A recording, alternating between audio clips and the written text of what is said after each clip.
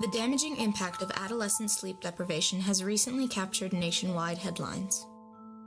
Studies published by the American Academy of Pediatrics exposes the extent of the problem.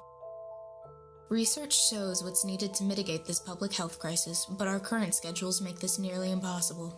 This is an acute problem for student-athletes locked into morning practices held during the school year. The 9-hour sleep minimum forces athletes to eat, do homework, and be in bed by an unrealistic 8 o'clock. Sleep is the sacrificial lamb used to fulfill school and other demands.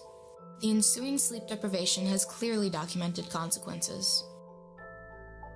And this is not new science. The effects of sleep deprivation are better documented than the recent history focused on concussions in the NFL.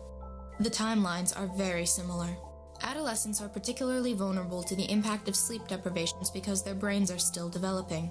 The power of optimal sleep was demonstrated by the significant performance improvements shown by research conducted on Stanford University's varsity swim, basketball, and football teams. Critics of the science can only cite rhetoric related to work ethic and dedication.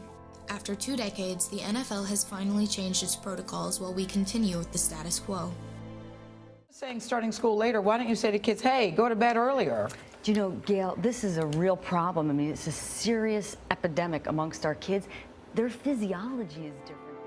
Traditional fixes actually inflict more harm, while ignoring the health and performance improvements achieved by supporting the required sleep times.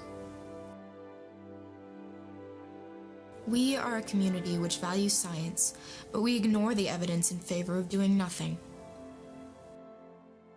Prohibiting morning practices during school will improve athletic and academic performance while elevating overall health and mood. It's time to do the right thing.